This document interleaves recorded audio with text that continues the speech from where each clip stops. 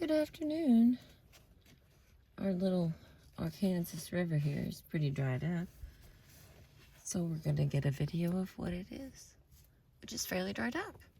So we're on chapter 9, Discovering Your Primary Love Language.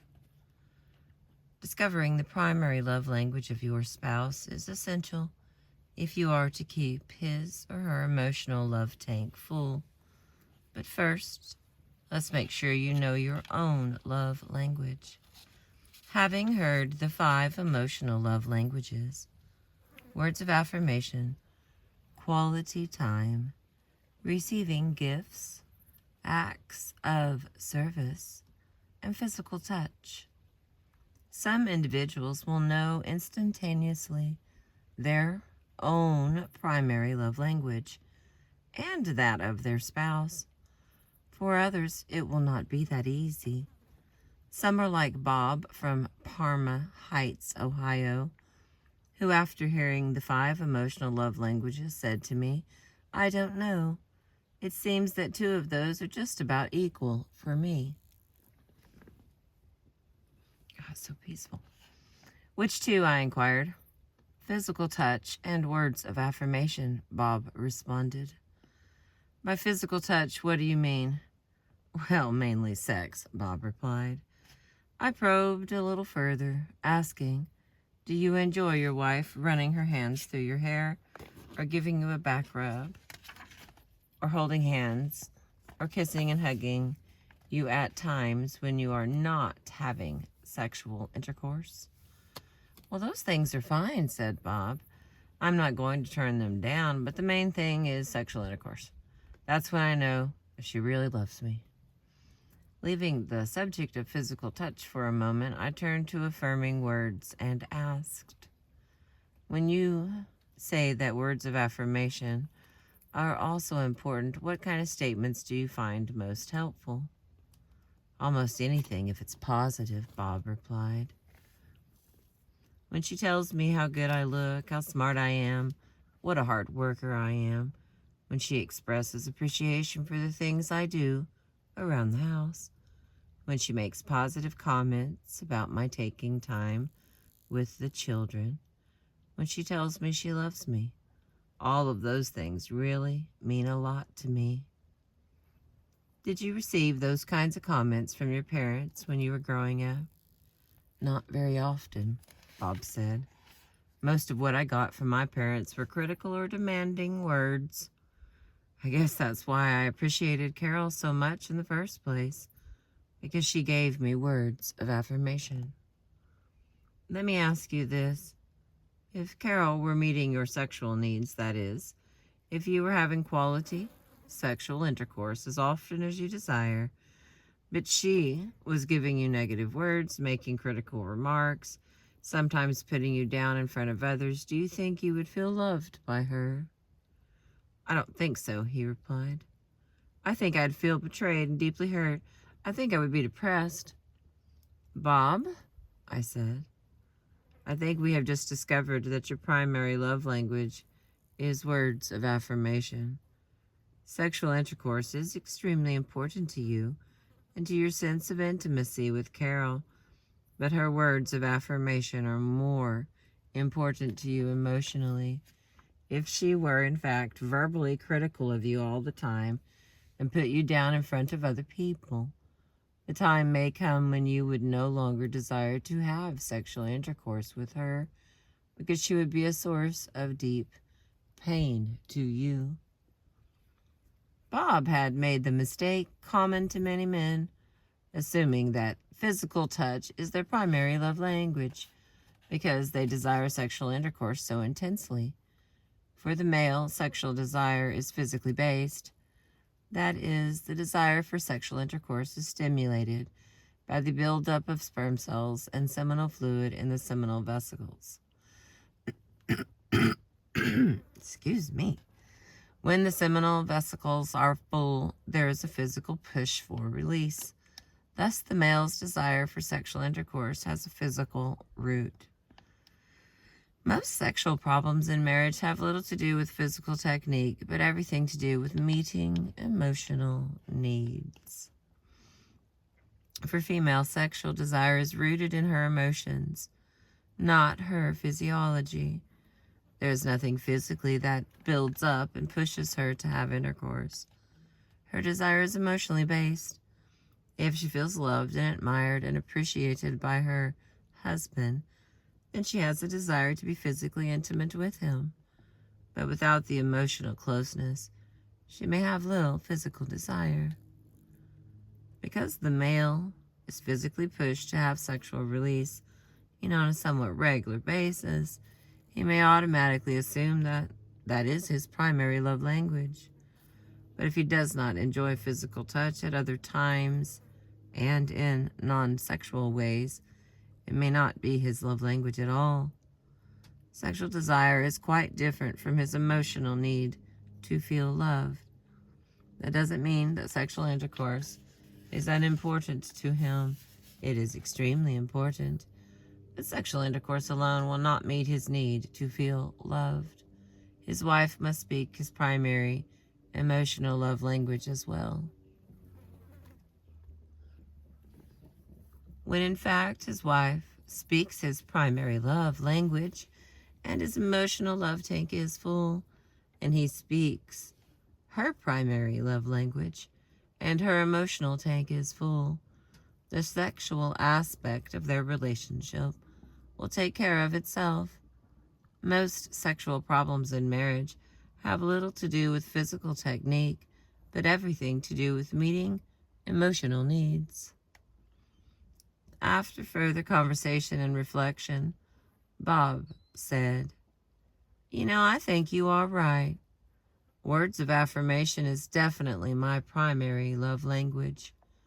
When she has been cutting and critical of me verbally, I tend to withdraw from her sexually and fantasize about other women. But when she tells me how much she appreciates me and admires me, my natural sexual desires are turned toward her. Bob has made a significant discovery in our brief conversation. I'm just going to leave it there. What is your primary love language? What makes you feel most loved by your partner? What do you desire above all else? If the answer to those questions does not leap to your mind immediately, perhaps it will help to look at the negative use of love languages. What does your spouse do or say, or fail to do or say, that hurts you deeply? If, for example, your deepest pain is the critical, judgmental words of your spouse, then perhaps your love language is words of affirmation. If your primary love language is used negatively by your spouse, that is, he does the opposite, it will hurt you more deeply than it would hurt someone else. Because not only is he neglecting to speak your primary love language, he is actually using that language as a knife to your heart. I remember Mary in Kitchener, Ontario.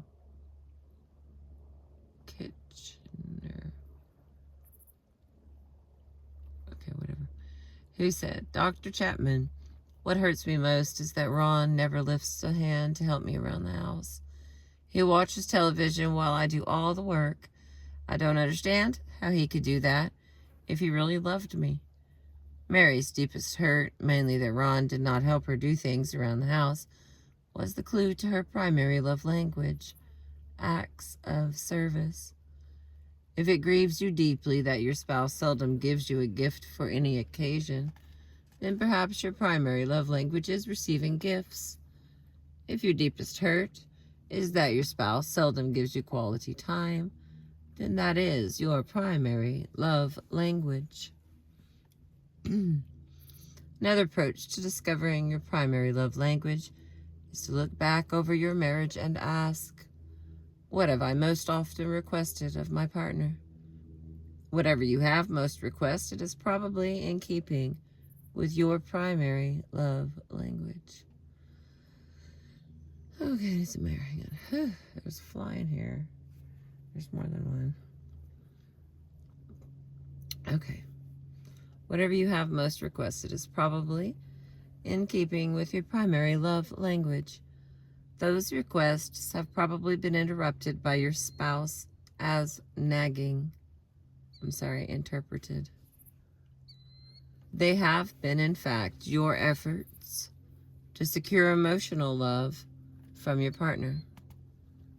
Elizabeth, who lived in Maryville, Indiana, used that approach in discovering her primary love language.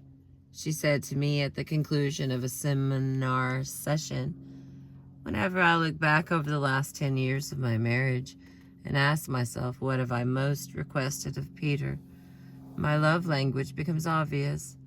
I have requested quality time most often, over and over again. I have asked him if we could go on a picnic, take a weekend together away, shut the TV off for just an hour and talk with each other, take a walk together, and on and on. I have felt neglected and unloved because seldom did he ever respond to my request. He gave me nice gifts for my birthday and special occasions and wondered why I was not excited about them. During your seminar," she continued, "the lights came on for both of us. During the break, my husband apologized for being so dense through the years and so resistant to my requests. He has promised me that things will be different in the future, and I believe that they will." Fly. I'm having the real studio experience. I'm fighting flies. There's like a family of them. Oh my goodness. All right. Sorry. I don't know if that's the funny part or not. Where are we at?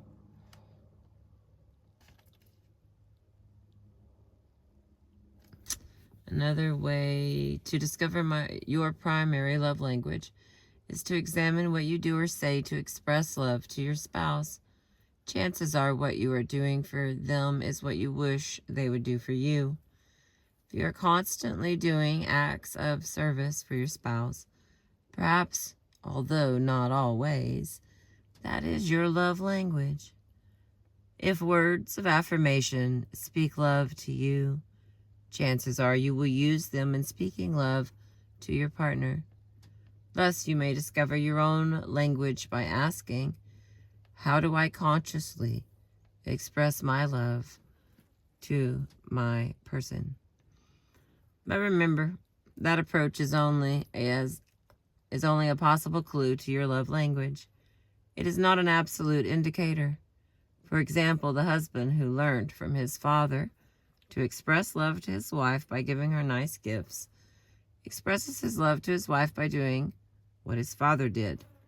Yet, receiving gifts is not his primary love language.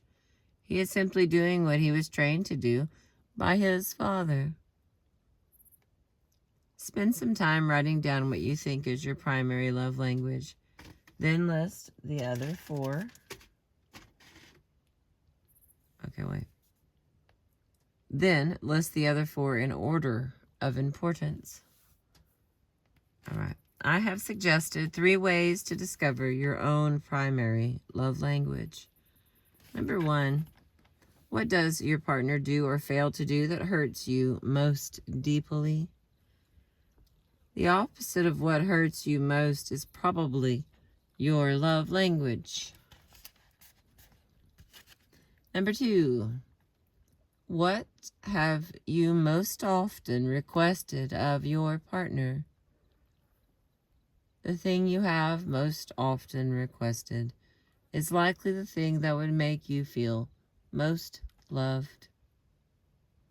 And number 3, in what way do you regularly express love to your partner? Your method of expressing love may be an indication that would also make you feel loved.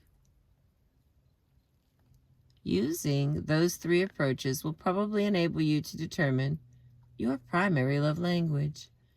If 2 languages seem to be equal for you, that is, both speak loudly to you, then perhaps you are bilingual.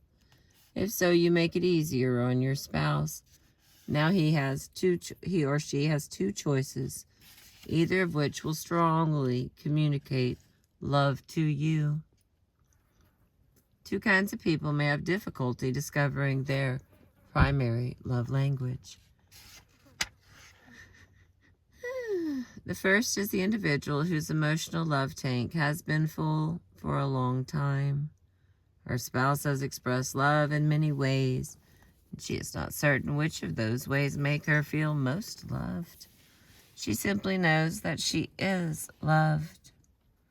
The second is the individual whose love tank has been empty for so long that he doesn't remember what makes him feel loved. In either case, go back to the experience of falling in love and ask yourself, what did I like about my special person in those days? What did he or she do or say that made me desire to be with them? If you can conjure up those memories, it will give you some idea of your primary love language. Another approach would be to ask yourself,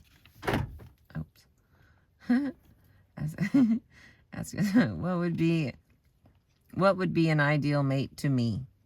If I could have the perfect mate, what would they be like? Your picture of a perfect mate should give you some idea of your primary love language. Now, having said all of that, let me suggest that you spend some time writing down what you think is your primary love language. Then list the other four in order of importance. Also, write down what you think is the primary love language of your spouse. You may also list the other four in order of importance if you wish.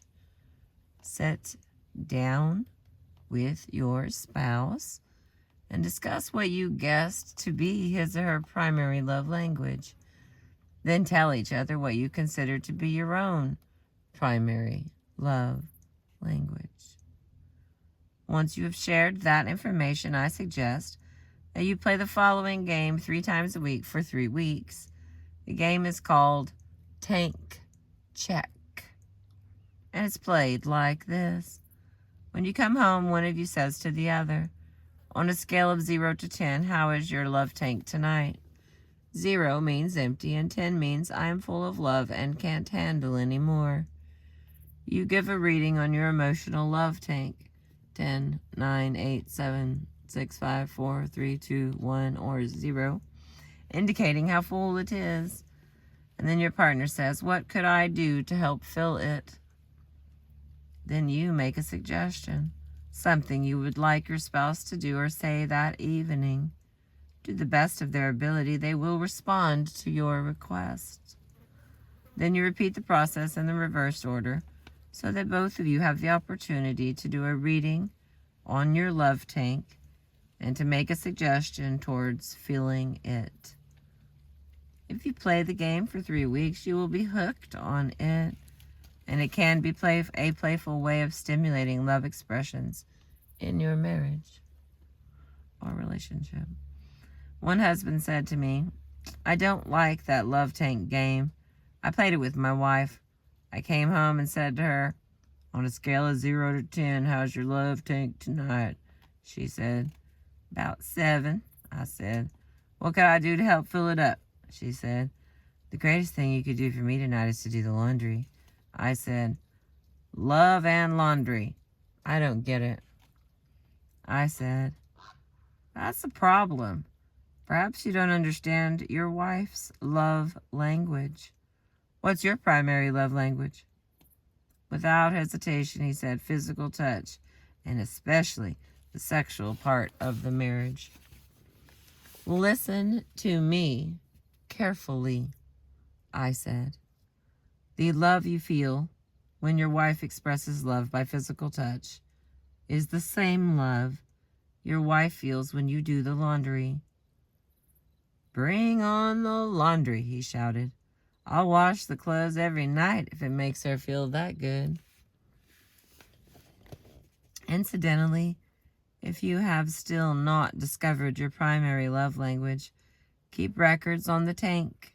Check. Game. When your spouse says, "What could I do to help fill your tank?" your suggestions will likely cluster around your primary love language.